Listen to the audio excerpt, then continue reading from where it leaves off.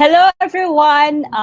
It's a beautiful Wednesday morning, and welcome to Coaching Think Talk. I am Life Coach Lyn Garcia from Life Coach Philippines, and this is Coaching for Emotional Safety.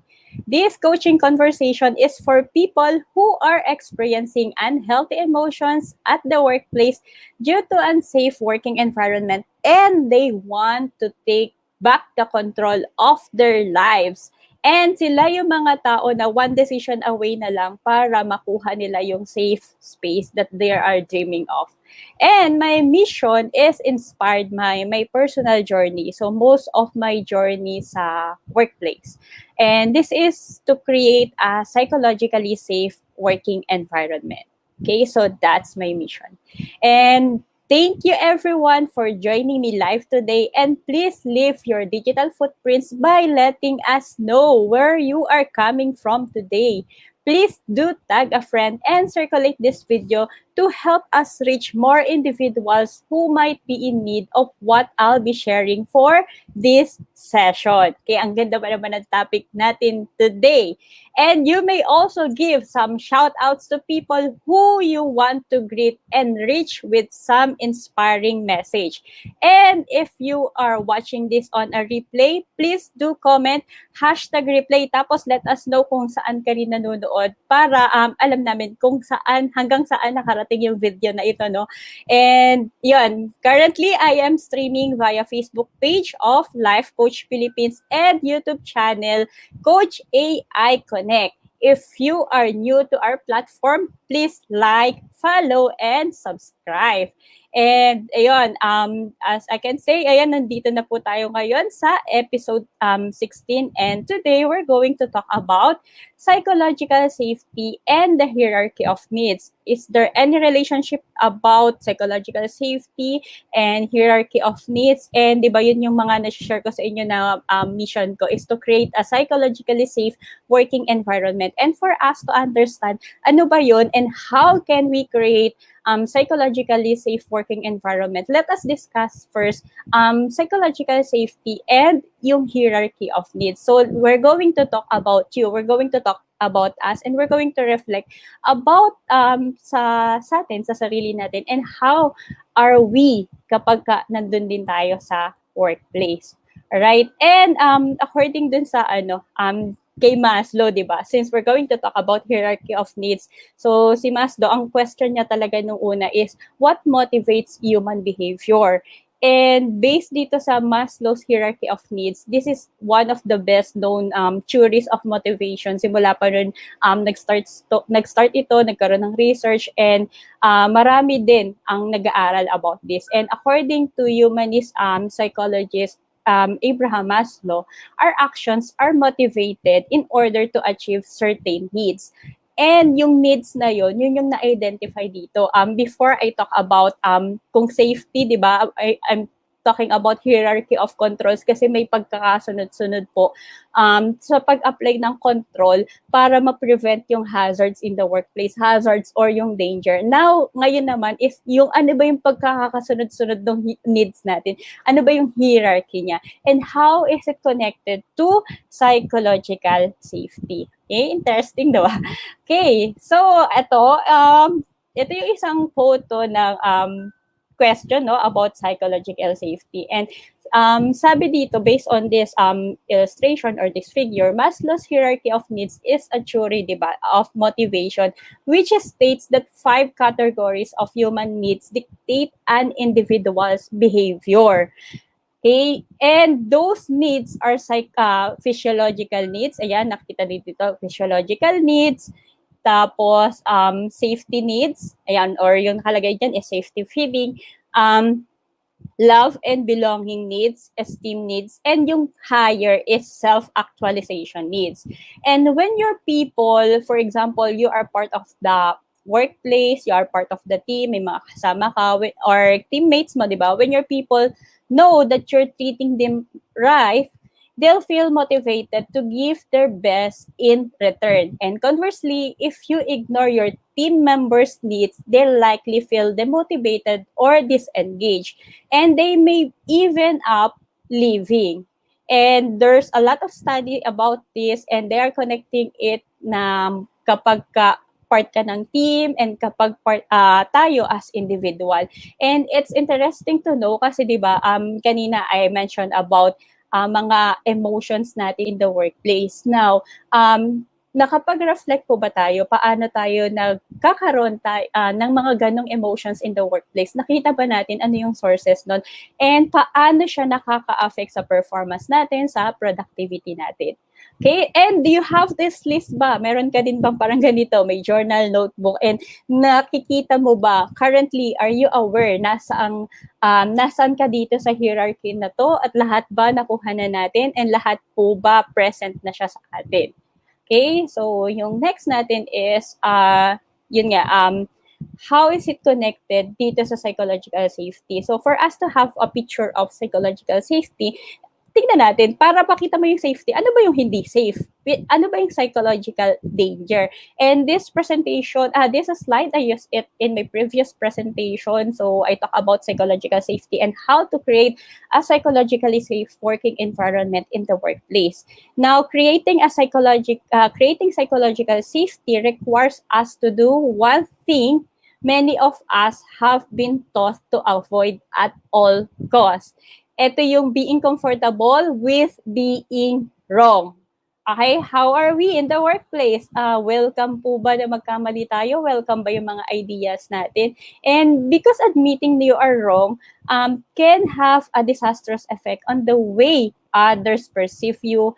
Many of us tend to hold back in the name of self-protection. So, di ba minsan may mga sinasabi tayo na ang taas ng guard natin, ang taas ng wall natin. Kasi we always say na I need to protect myself. And, di ba, when we are in the workplace, you are working with a team, pagka nagkamali ka, paano mo siya nasasabi sa team or nasasabi po ba natin siya sa team?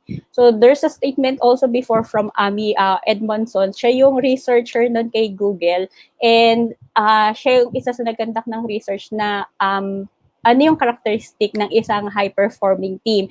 And before, yung theory nila is, nung hindi pa yung before the experiment is, ang theory nila, hindi nagkakamali yung team members nun, kaya sila high-performing team. And then they found out after the research na sila pala, yung high-performing team na pala na yun, is sila pala yung may maraming mistakes talaga compare with other teams. Now, bakit sila high-performing? Kasi all of the members, they are open. All of the members, they are open with ideas. And then kapag may mistakes, hindi nila tinitignan yung tao, but they are discussing what happened para maitama yung mistake na yun. Okay? Hindi siya yung sinasabi nating blaming game. So, it's not like that. And based on Amy Edmondson then, sabi niya, we are so busy managing impressions that we don't contribute to innovating. And yun, dahil sa focus tayo on innovation, focus tayo sa pagkita or doon sa mga impressions, hindi na tayo nakapag-innovate. Innovate means paano tayo makakapag-discuss openly,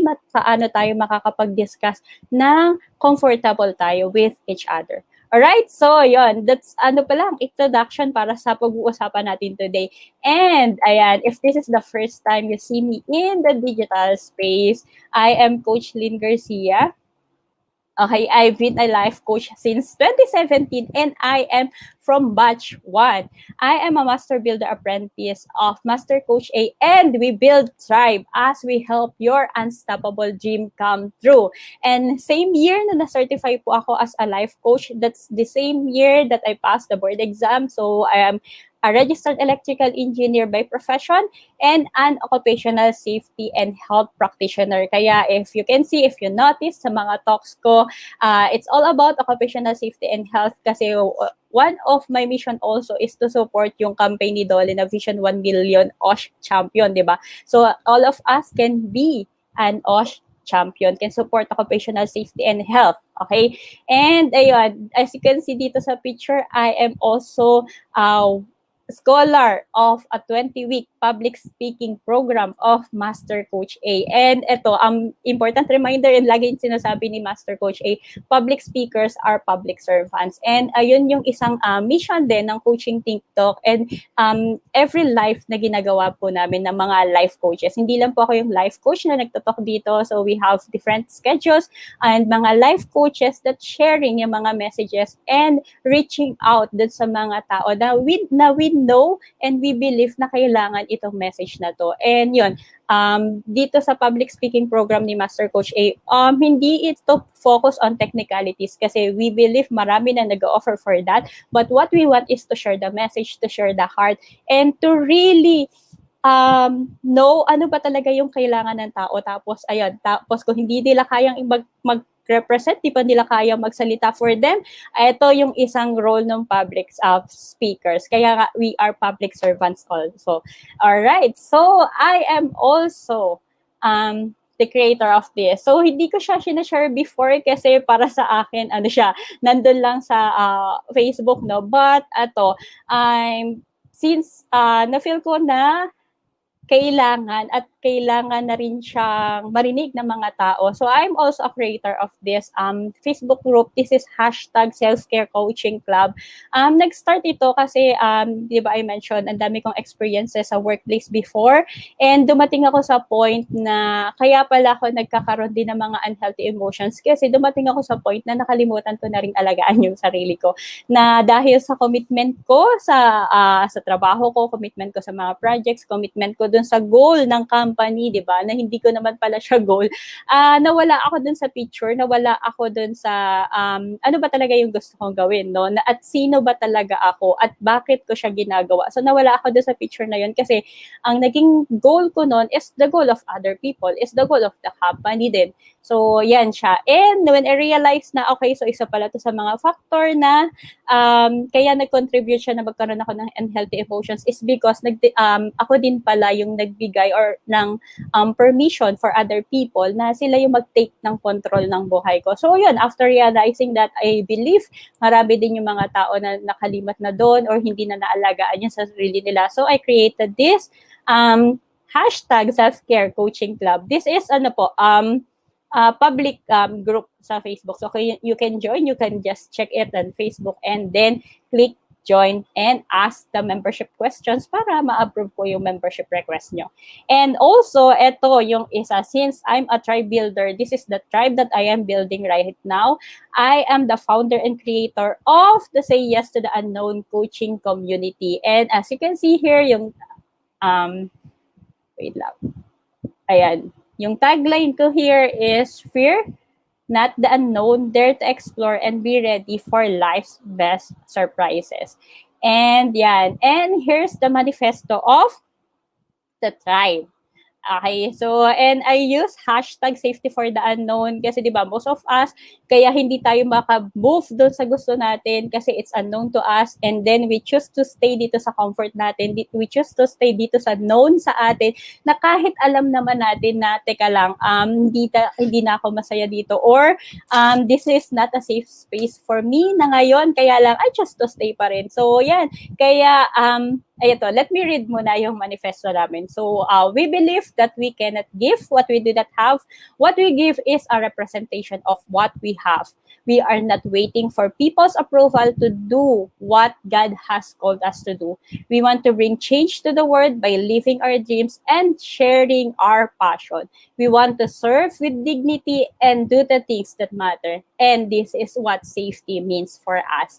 Okay, so yung backdrop nito, the story behind this, kung paano din siya na-create is, based on my journey din. And I believe kasi before, as mentioned kanina, ako yung alam mo yung binigay mo na lahat to support, to give, to volunteer, pero nawala ka doon. And then while you are helping other people, while you are doing your job, parang nawala din yung dignity mo, hindi mo siya talaga nakita doon sa picture. So, para sa akin, yung give back, yung service is hindi mo tatanggalin yung sarili mo. Kasi di ba pag nawala ka doon sa picture, pag nawala yung sarili mo doon, alam mo yung marami kang nagawa, marami kang natulungan, pero alam mo yung at the end of the day, tatanungin mo yung sarili mo, bakit ganito yung feeling ko, bakit parang hindi ako masaya, bakit parang may kulang. Okay, pero hindi ka pa rin nag-take action, no? Nandun ka pa rin sa space na yon. So, yan. If you're connecting to the message, I encourage you to say yes to the unknown. So, whatever it is, we believe na alam mo naman at ramdam mo may something bigger, may something greater pa na naghihintay sa'yo. And kailangan mo lang is one decision. You're just one decision away para dun sa dream space mo, para dun sa safe space or dun sa habitat na hinahanap mo. Alright, so that's it for me. And, ayan, I encourage you to be intentional as you listen to the talk. And, hashtag pack my bag moment. These are yung mga aha moments natin. Di ba before, when we are attending yung face-to-face discussion, nag-attend pa tayo mga trainings, minsan naka-hotel pa tayo, or di ba mga rooms, may mga binibigay sa atin na kit. And dun sa kit na yun, may separate na notebook and pen, tapos doon natin isusulat lahat ng mga natutunan natin sa training. And dito, since we are online, so we are encouraging you na whatever aha moments, realizations na nakita nyo, narinig nyo during the talk, or kahit statement yan, question yan, we encourage you to share it in any of your social media accounts, or kung in all, mas maganda sana siya. So, let us be a blessing to other people. So, kung ikaw yung nabigyan ng chance ngayon na marinig yung message and alam mo na kailangan din siya ng ibang tao, so share it. And ito is pack my bag moment, or yung pag-share natin ng aha moment is honestly not for Life Coach Philippines alone, but it's for you also. Kasi, di ba, observe na kapag ka, di ba, nag-share ka, yung na-learn mo, sabi natin, di ba, para mas ma-retain siya, we need to share it, we need to communicate it, para mas ma-retain siya sa brain natin, at para mas maintindihan natin kung paano nga ba natin nakuha yung lesson na yun, paano ba natin nakuha yung topic or yung information na yun. Di ba? While we are sharing, we can be a blessing to other people. At the same time, mas nahahasa pa si brain and mas natututo pa tayo, di ba, habang nag-share. Okay, so, ayan, before I proceed sa topic natin this morning, let me greet you mga fellow coaches and fellow learners that are watching right now, okay? Yeah, si Coach Trisha. Hello, Coach Marife. Good morning. Hello, Coach T. Nakita ko yung message mo, pero hindi pa ako nakarespond. Okay, so si Coach T, watching din siya sa YouTube channel natin. And si Coach Rizel. Hello, good morning. Coach Sean, good morning po. Okay, hi Lady Jen. Hello, Coach Sherry, Coach Candy, and si Coach Nords. Ayan, present na. So, ayan, let's proceed dun sa topic natin today. So, we're going to discuss yung na-mention ko kanina, psychological safety and the hierarchy of needs. So, let me ask you this question. Are there areas in your life when where a lack of psychological safety limits your ability to act, live, and be happy?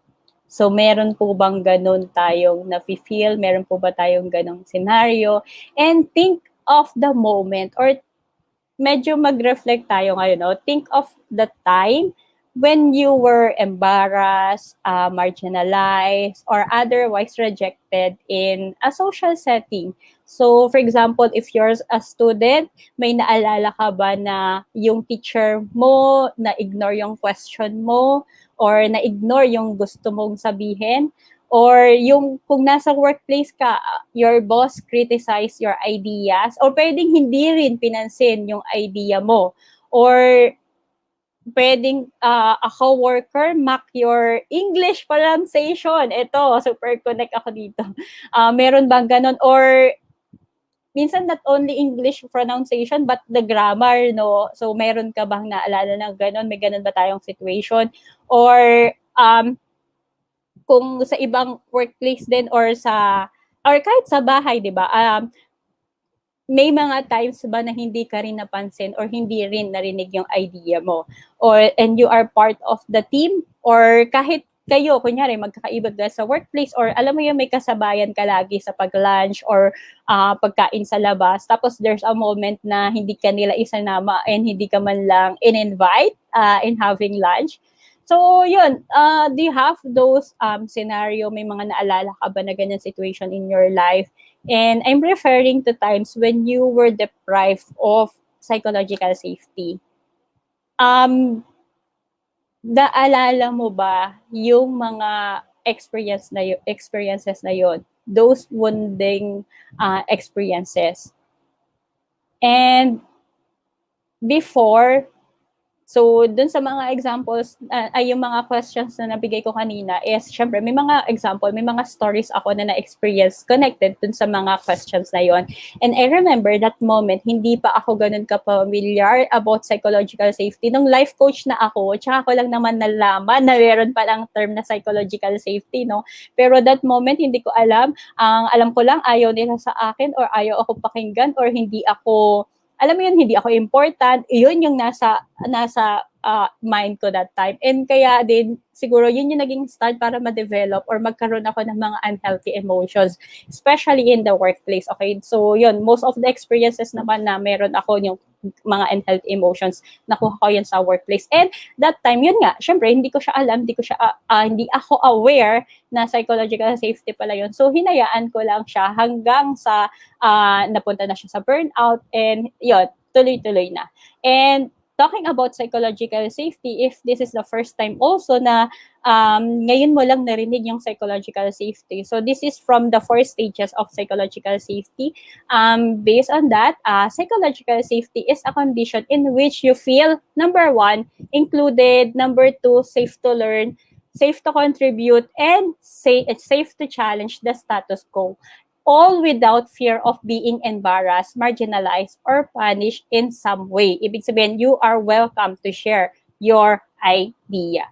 Okay? And sabi, ito siya yung author nun, netong book na to, that ito yung isa sa mga books na nakita ko about psychological safety. Yun nga, last year kasi, di ba, si Life Coach Philippines, nag-open siya ng Life Coaching Access. And then sa Life Coaching Access, I talk about #safety moment, safety leadership at the workplace. Kaya, ayun, dun din ako nag-start na mag-research. Kasi that time, nandun ako sa emotions ko talaga na yun. And I really want to understand ano yung emotion na nararamdaman ko in the workplace na hindi siya talaga mapangalanan. Hanggang sa nakarating ako dito sa pag-research ko and naintindihan ko na ano ba talaga yung psychological safety. And kaya yun po yung sinishare ko sa inyo. And that's also my mission na mag-create tayo ng psychologically safe working environment. Now, kanina, if you're connecting to sa mga questions na tinanong ko, imagine, di ba, ilan po sa atin ang nakaka-experience ng ganun. At kung hindi po siya na-address, hindi po siya napapag-usapan, paano tayo mag-heal doon sa emotion na yon, di ba? Ayan, si Mayor Leonard, hello, good morning. Ito, si Mayor, kasama namin yan. Nag-start siya na sa Life Coaching Access din, doon ko din siya na-meet, and then, ayan, nag-watch siya ng mga episodes noon, and present siya lagi, ayan, nakakatuwa. Sabi ni Coach Sherry, ako kasi masyado daw akong maraming sinasabi. So, madami akong alam, madami akong nasa-share task, nagmamagaling daw ako. Kung alam lang nila, wala akong implementation. Puro salita pala ng Coach Sherry. Okay, so 'di ba, ganun yung mga nangyayari talaga in the workplace. And kung hindi siya nabibigyan na attention at lagi lang natin pinapalampas, yes, we can say na papalampasin natin siya kasi ayaw natin ng gulo, ayaw natin na may hindi pagkakaintindihan sa workplace. Pero 'di ba, pag ganun yon, talaga ba na hinayaan natin siya? Pag sinabi nating hayaan, ibig sabihin wala ka ng emotions nun, di ba? I mean, pag sinabing walang emotion, pag sinabi mo hayaan, okay, end na talaga. Pero bakit, di ba, pag gabi, nadadala mo pa siya, minsan napapanaginipan mo pa siya, di ba? So, ibig sabihin, hindi siya talaga okay. Naakala lang natin, okay siya. So, that's why we need to address yon. Now, yun yung mga situations, yun yung mga na-feel natin in the workplace. And let's connect it tayo. Let's understand ourselves. Ano ba yung nagiging source o paano ka nagiging connected yung psychological safety dun sa mga needs natin? Now, let's discuss muna. Balikan natin. So, for some or for all, di ba, this is just a review. We all know itong mga hierarchy of needs natin. But the question is, do we really understand itong hierarchy of needs natin? Ano ba yung mga needs mo? Alam mo ba yung mga needs mo? At nilalaban mo ba na makuha mo itong mga needs mo? Ayan, sabi ni Coach Sherry. Ay, coach, trigger ko yan. Gusto ko kasi pag-usapan, di ako mapakalita sa sabihin nila, ayaw daw nila ng gulo. O, di ba? Connecting tayo, Coach Sherry. No? Kaya mag-create na tayo ng psychologically safe working environment. Okay, sige, eto. Talking about hierarchy of needs. Okay, so ito from the bottom of the hierarchy upwards, 'di ba? Dito tayo sa base. So, 'di ba yung triangle siya? Dito muna tayo sa base. Ito yung mga needs that na kailangan natin talaga ngayon, na kailangan ng natin as a person. So, dito sa baba pataas. So, dito we have physiological needs. So, let's focus our attention muna dito sa base. And ito, yung physiological needs, these are biological requirements for human survival. So, ito yung air, food, drink, water, or drink, yun, water nga, tapos shelter, clothing, ano pa, rest, sleep, ayan, nandun po siya sa physiological needs natin. And if these needs are not satisfied, the human body cannot function optimally. Maslow considered physiological needs the most important as all the other needs become secondary and until these needs are met. Okay, so while I'm sharing this, have a reflection. Kung may notebook tayo, journal dyan, di ba, sulat natin. Tapos, ayan, kung may mga hashtag packbybag moment, share na natin, no? Pwedeng sa comment section din para magkaroon din tayo ng interaction with other viewers natin and then learn at the same time.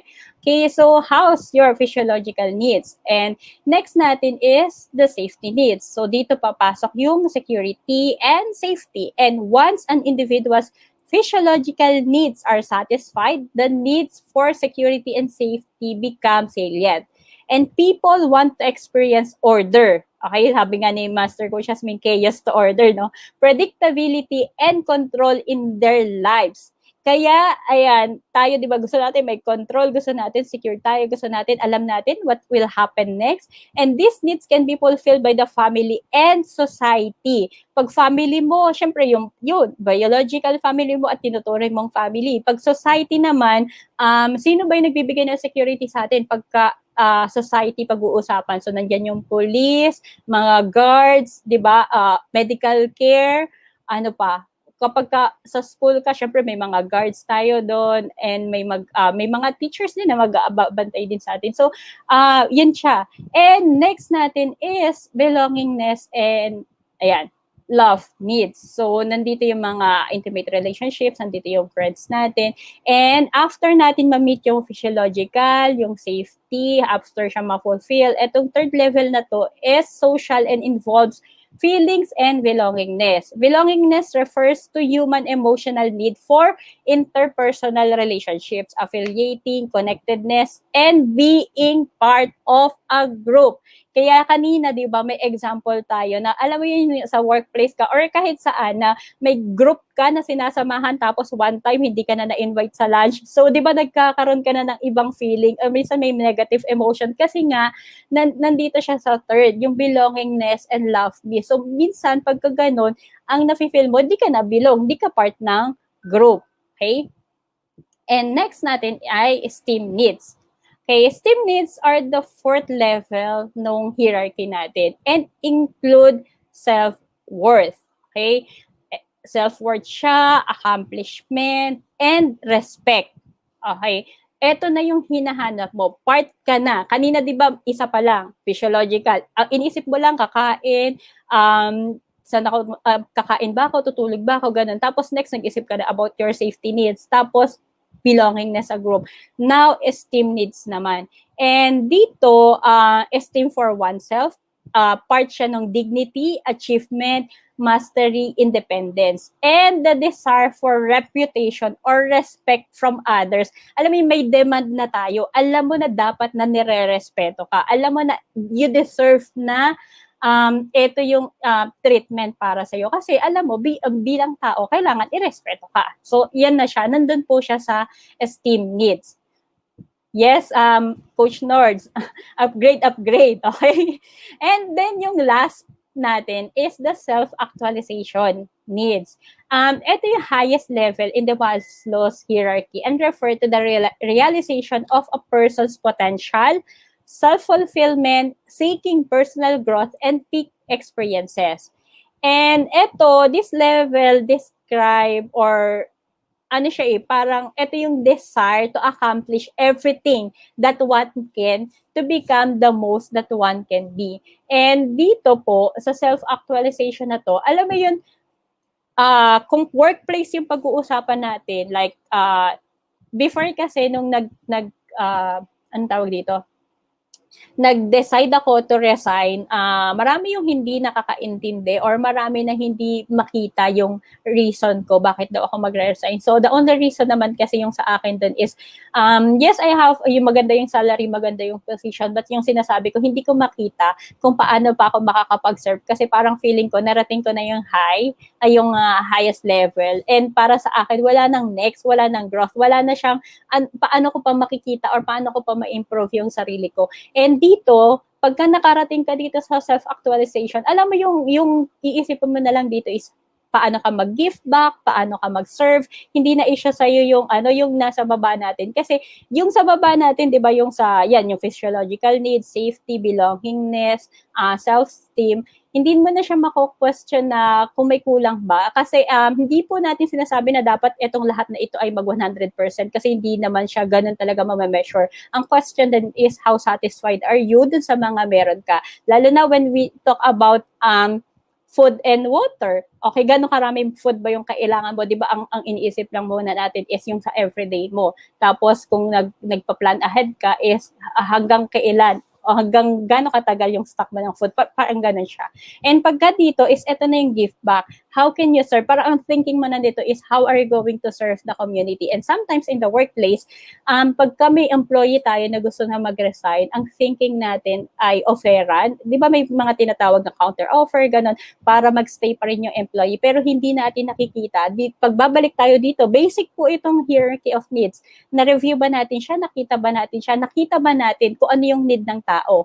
And minsan, kung 'di ba may mga situation naman po na tayo ay tumatanggap din ng trabaho kasi ang only reason natin is may pambili tayo ng pagkain, may pantulong tayo sa family. Ibig sabihin, nandun po tayo sa baba pa, nandun tayo sa basic needs yung kailangan nating i-address. So, kahit po nasaan ka dito sa hierarchy of needs, nandito ka ba sa basic needs, psychological needs, or self-fulfillment needs, yung point natin dito is how's your mental health? Kamusta ka po dito? And kamusta yung feeling mo din? So, yan. Kaya may question ako dito statement, sorry. So, people flourish when they're participating in a cooperative system with high psychological safety. Now, think of the space that you have right now. How safe is your space? Sabi ka dito, di ba, people flourish. Are you flourishing? Ayan. Meron ba tayong cooperative system? Meron ba tayong nafe-feel ba natin yung psychological safety in the space that we occupy right now? And going back, ito para may clear picture tayo ng sa Maslow hierarchy of needs. Diba? Ang summary nito, first, human beings are motivated by a hierarchy of needs. And needs are organized in a hierarchy of propensity in which more basic needs must be more or less met prior to higher needs. And the order of needs is not rigid, but instead may be flexible based on external circumstances or individual differences. And most behavior is multi-motivated, that is simultaneously determined by more than one basic need.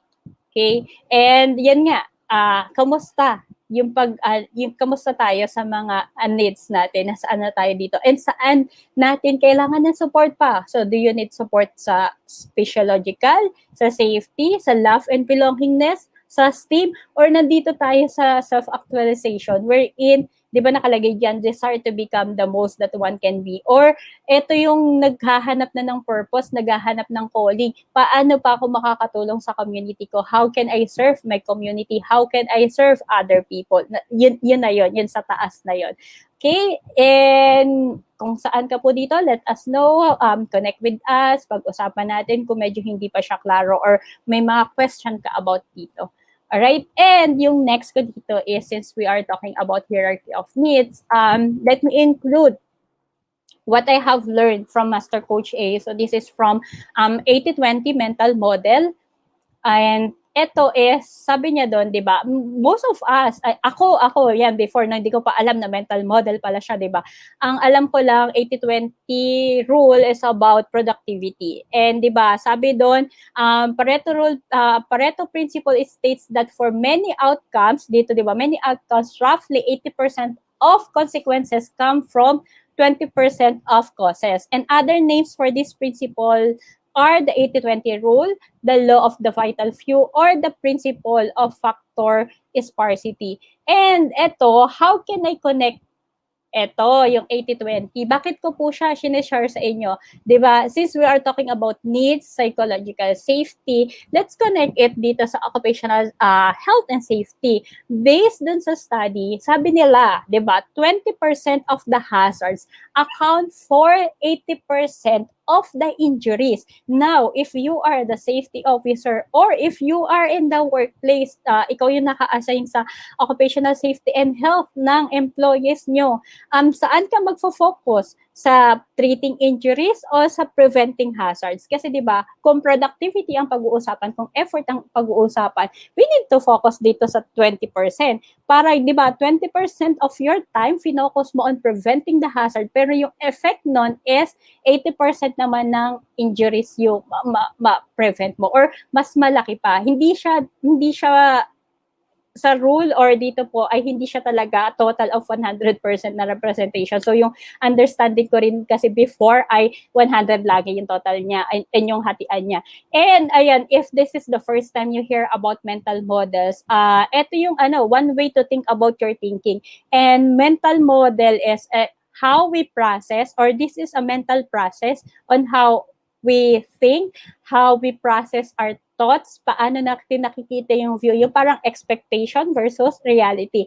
Na ito yung nakikita mo, pero ano ba yung expectation mo? And ano ba siya talaga nangyayari? What is really happening to our brain? Ano yung judgment natin? Or ano yung mga biases natin about doon? So, ito siya. So, going back sa needs natin, saan tayo dapat mag-focus doon? And paano natin ma-achieve na magkaroon tayo ng psychologically safe working environment? Okay? This is a screenshot from our class. I got it from Master Coach A also, di ba?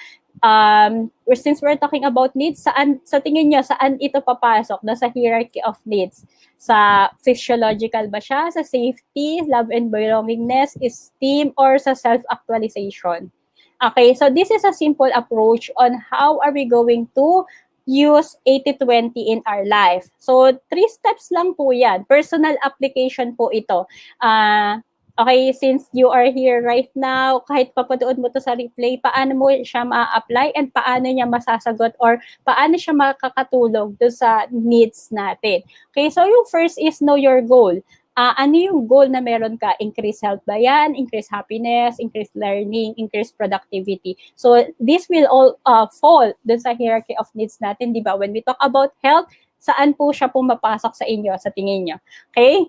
And next is identify the optimization variable or what are you trying to find? The 80-24. Saan mo siya i-focus? Anong task yung i-focus po? Sino yung mga tao na gusto mong kasama, na pag sila yung kasama mo, productive ka, na sila yung kasama mo, marami kang nagagawa. And then, what books to read? Na pag ito ay binasa mo, malaki yung magiging impact sa buhay mo, hindi lang yung dahil sa nakapagbasa ka, okay?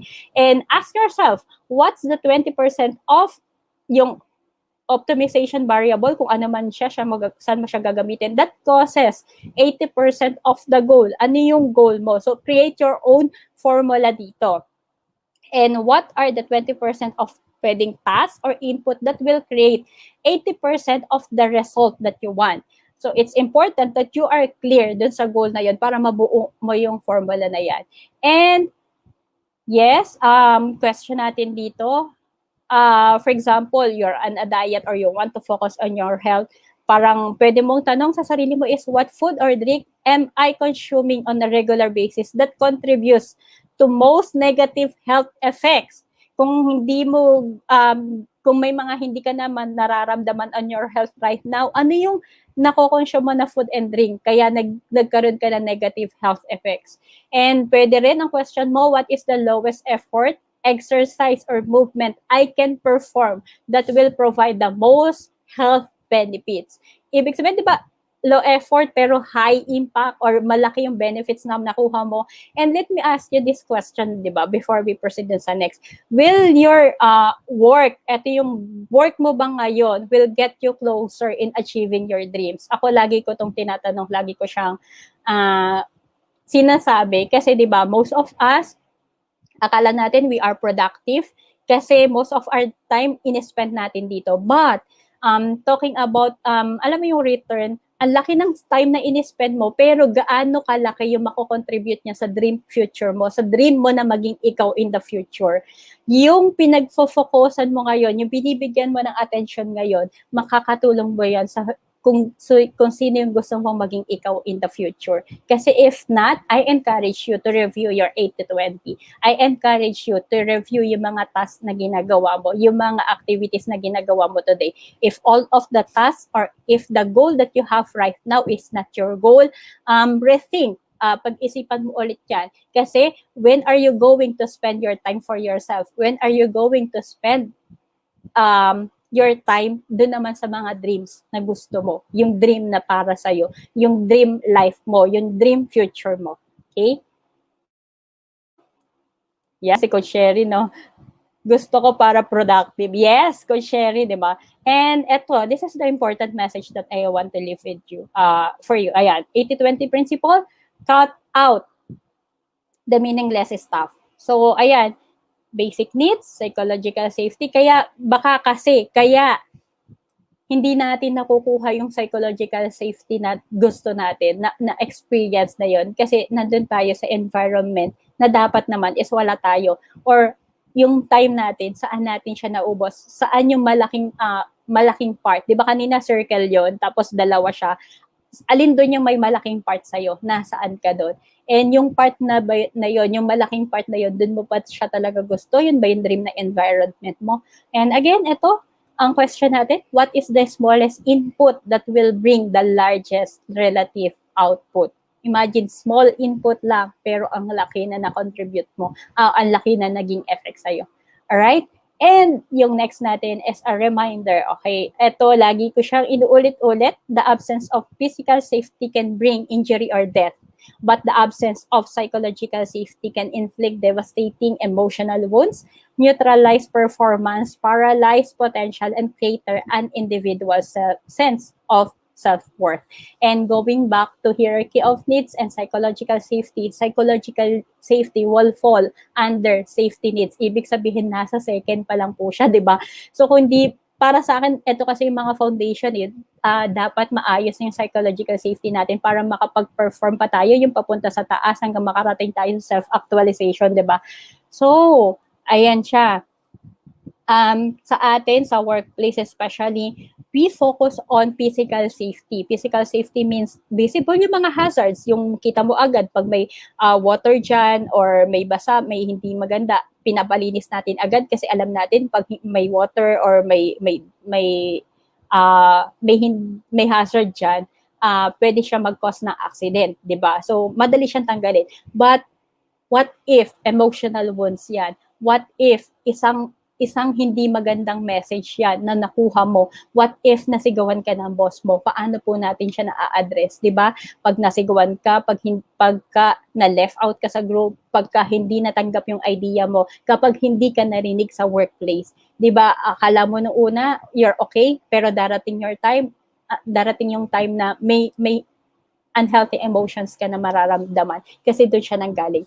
And unhealthy emotions na yun, hindi lang naman siya nangyari sa una kasi kung sinabi mong okay yun, dapat wala yung unhealthy emotions na yun. Pero bakit nandyan siya? Bakit hindi siya nag-heal? Bakit siya na-retain? So, ibig sabihin, yung unhealthy emotions na yun, naging emotional wounds na siya. And then, that emotional wound, naka-affect na siya sa atin as a person. And eventually, kapag hindi siya na-address, hindi po siya naayos, magkakos siya na aalis ka na lang sa workplace. And magkakos siya ng pipiliin mo lang na umalis ka dun sa environment na yon, na akala mo nung una, or minsan sabihin natin wala namang problema sa trabaho mo, mahal mo naman yung trabaho mo, maganda yung sweldo mo, maganda yung position mo, pero bakit mo pipiliing umalis? Kasi yung time na yon is hindi na nag-heal yung emotional wound na yan, or hindi na nga nag-heal, nadadagdagan palagi. Imagine kung everyday kang nasisigawan, imagine kung everyday na hindi nakikita yung importance mo in the workplace, di ba? Will you choose to stay?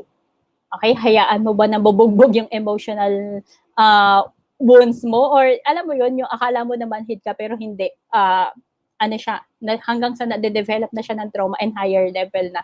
And nakikita mo, hindi na maganda sa health mo. Na kapag nagpa-check up ka, kapag ka nagpa-clinic or hospital ka, kahit anong check up ginawa mo pero walang makita. Kasi nga, affected na sa atin is our mental health.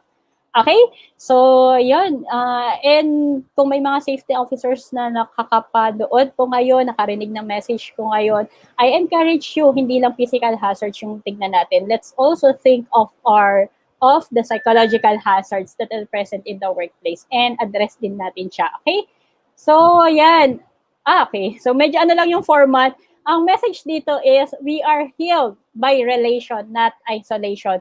If you're that one person, sinabi mo, coach, teka lang yung mga samples mo, tumaba sa akin yung mga message or mga question kanina, ikaw pala yon, may mga unhealthy emotions ka. Tapos ngayon, hindi pa siya na-address in the workplace. Hindi rin natin siya masisisi sa yung workplace natin kasi ganun din po yung experience ko that time. Siyempre, sabi ko nga sa inyo kanina, hindi ako aware na may psychological safety. Hindi ako aware na may mga emotional wounds pala tayo. Alam mo yung emotional wounds, siyempre, lalo na kung hindi ka vocal, lalo na kung hindi mo siya sinishare, kung hindi ka nakakapagsabi ng emotions mo, nararamdaman mo, hindi talaga po siya maa-address. Kung sinasarili na natin at iniisip natin, ay stress lang to, ay stress lang ako, hindi po siya ganun. Kasi deeper pala siya, di ba? So, yan, if you're that one person, hindi mo pa siya makita sa workplace mo, it's okay. Hindi rin natin sila masisi kasi nga baka nga hindi pa rin sila aware about the psychological safety. Now, I encourage you na connect with us. Okay, so life coaches, ayan mga comments dito, yan sila Coach Sherry, yung mga na-mention kong life coaches kanina. You can connect with us, you can connect with Coach Rizel. May number po tayo dito, 0917-586-1661. And wag nating hayaan na sabihin natin okay lang yon, okay yung mga unhealthy emotions. Kasi baka ngayon, okay yan, pero hanggang kailan ka okay? 'Di ba? Ako, yan din yung sinabi ko dati. Ilang years akong okay hanggang sa dumating sa point na trauma na pala yun. Na kahit ako hindi ko ma-describe, ay, teka lang, akala ko okay ako, pero nandun na pala ako sa trauma part. 'Di ba? Okay. So, mahabang explanation, mahabang journey po ito. Journey po talaga ito. And we encourage you to connect with us. We have many topics about this and mga toolkits that can help you.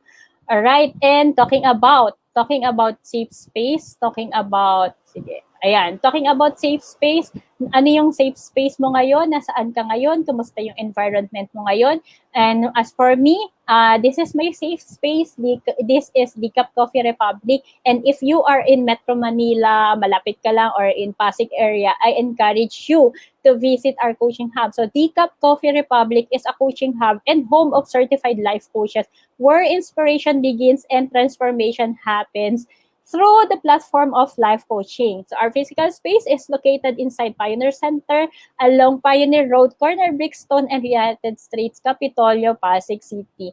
And for your coaching needs, we do offer coaching services on demand 24/7. Just connect with Coach Rizel through 0917-586-1661 any time of the day and any day of the week. You may also visit itong coaching hub kahit wala ka pong prior appointment. Kung ngayon narinig mo yung message ko and sabi mo, teka lang, hindi pwedeng wala akong kausap ngayon. Okay? Yan, visit DCAP lang. So, ito, ayan, favorite, lahat naman yata ng space sa DCAP, favorite ko. Pero ito yung couch area. And then, let me leave this message. Protect your space and circle. Invest in people who you know will feed you just as much goodness as you do them. Ako dati, hindi ko alam na mayroon palang safe space, na mayroon palang safe community until I found DCAP. So yan, nung una dyan, hindi ko pa sila kinakausap, tambay-tambay lang ako. Hinahayaan lang nila ako kasi they are respecting my decision na hindi pa ako ready na magsalita and makipag-communicate. And right now, di ba, ayan, I'm part of DCAP, naging, hindi lang kami family, we are #Gamily. Kung ayong Gamily, ayan, search nyo po or ask us. Okay, ayan, comment nyo lang po dito kung ano yung Gamily na yan. Okay, so yung next po dito is may invitation naman po. Since we're talking about safe space, we're talking mental health, mental fitness, this is a dream na magkaroon po tayo ng ano tawag dito, be-learning home for mental fitness na kung kulang si DCAP and marami tayong nakaka-experience ng mga ganitong emotions, di ba, unhealthy emotions. Tapos hindi mo alam, ako kasi nasa workplace ako noon, hindi ko naman alam kung saan ako tatakbo, sino yung makakausap ko until I found life coaching. Tapos si DCAP nga. Pero eto, bigger dream na ito ni Master Coach A, wherein magkakaroon tayo ng yung be-learning home na natin, na doon tayo magkakasama-sama. And ito, pinagtutulong-tulungan siya ng mga mental model collectors.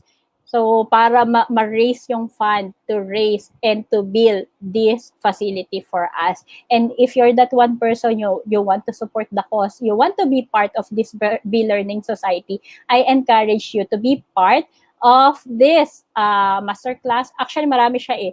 And yan, if you are not yet a smart holder of Be-Learning e-card, let me invite you personally to become a mental model collector. Diba? Yung pinakita ko sa inyo kanina na mga silver, gold, platinum, yun yung makukuha mo once you attended yung mga master classes natin. May mga requirement lang siya on number of sessions that you need to attend. So, eto, be part of the Be-Learning Society. Eto yun, the tent maker of Be-Learning homes for mental fitness. And imagine, naging part ka dito, naging part ka ng masterclass, pero ang kapalit po talaga nito is hindi lang yung masterclass na nag-attend ka, but you are supporting yung pinakamalaking cause natin, which is to create a facility para sa mental fitness. And if you are new to the concept of mental model, kanina I shared yung 80-20. Mental model is an explanation of how something works. It is a concept framework of or worldview that you carry around in your mind to help you interpret the world and understand relationship between things. And mental models are deeply held beliefs about how the world works. And why mental models are so important? Because by building up a base of the most valuable and universal mental models, you are building up your trunks of knowledge that you can use for the rest of your life. Imagine kanina, isa lang yun, yung 80-20 pa lang yung na-share ko sa inyo, pero malaki na siya. If you're going to apply it, malaki yung magiging effect nun sa buhay natin. And I encourage you to be part of the next masterclass, which will happen on August 21, 7 p.m. po, via Zoom yon. And we're going to talk about polymath. So polymath mental model, learn how you can combine skills and become the superstar in your field. And discover why polymaths will win this 21st century. So register now kay Coach Rizel at 0917-586-1661. Kung naririnig mo yung jack of all trades, yung master of none, ayan, akala natin, di ba, pangit siya dati. Pero tingnan natin, paano natin siya magagamit natin ngayon sa advancement natin. Ano yung skills na meron ka at paano mo siya magagamit para maging expert ka dun sa field mo ngayon. Di ba yan? Take a screenshot of this, aralin mo siya later, reflect on this. And ito yung card dito. This is my card. Yan yung number ko po. Kasi I'm a mental model collector. I'm part of the Be-Learning Society. And next invitation is for you to be part of the certification class by Master Coach A. Okay, and ayan, dito din po ako graduate, and makikita nyo dito meron tayong 21-day online learning journey, 3-day life coaching bootcamp, and 3-day life business bootcamp. And ayan, wag na natin patagalin. If you want to be a life coach, if you want to be one of us, kung isa ka dun sa nandun ka na sa self-actualization, or gusto mo na mag-give back, gusto mo na makatulong, gusto mo nang may mas malaki ka ding makontribute, or sa tingin mo ito yung purpose and calling mo, I encourage you to connect with us, join, dito, class will start on July 24, pero pwede na po kayo mag-enroll ngayon para ma-start nyo na po yung online journey nyo. Kasi pag nag-enroll ka today, mabibigyan ka agad ng access para dun sa course nyo po. That's an online course. Okay, and my next invitation is if marami kang yes na sa mga messages ko kanina, ito is isa sa mga coaching bundle na nakatulong sa akin. Kasi before, alam ko yung need ko, alam ko na dapat nare-respect ako, alam ko yung worth ko, pero hinayaan ko yung ibang tao to take yung control lang buhay ko kasi lagi kong iniisip, ano yung sasabihin nila pag ganito yung action ko. So this coaching bundle, ang pangalan niya ay Careless, How to Stop Worrying What Other People Think About You. So, nung naintindihan ko siya, nag-journey ako sa kanya, and nakita ko na ako pala dapat yung unang mag-respect talaga sa sarili ko. And yun, doon siya nag-start. Actually, ito yung eye-opener ko kung ano talaga yung nangyayari sa akin. And then, ayan, malaking tulong yung coaching bundle. This is from Master Coach A na coaching bundle. And if you're that one person na tingin mo ay di ba ang dami mong yes kanina, kailangan mo siyang i-address, kailangan mo na ng tulong ngayon. Okay, kung hindi ka pa ready to work with a life coach, you can start working with this coaching bundle. Okay, just connect with us para po avail mo yung bundle na ito. Okay, and my next invitation for you is this. Okay, as I end this conversation, let me invite you to be part of what we are doing as an organization of professional certified life coaches. Do join us for another coaching conversation later with Life Coach Marife for coaching for overcoming at 2 p.m. and Life Coach Maureen for coaching for single living at 4 p.m. Okay, so mark nyo na yung mga schedule nyo. And if siyempre, I know bitin yung oras natin and di ko naman madidiscuss lahat sa inyo ngayon. I encourage you to connect with me. Here's my contact details. Ayan, here's my contact number, 0917-538-5446. May email ad, may Facebook, Instagram, puro Lyn V. Garcia po yan. Mabilis nyo po ako mahahanap. And my Facebook page is Coach Lyn Garcia. All right, so that's for me today. Thank you for joining me this morning. Thank you for listening. And thank you for connecting dun sa message, no? And as I always say, yung mga reminder ko po ay strive not to be like other people, but strive to be a better version of yourself. You are created for greatness. You are created for a purpose. Be the kind of person God created you to be. Once again, this is Coach Lyn from Life Coach Philippines for Coaching Think Talk. Coaches like us think and talk like this. This is us in the Philippines. Love, bam, boom. Bye-bye.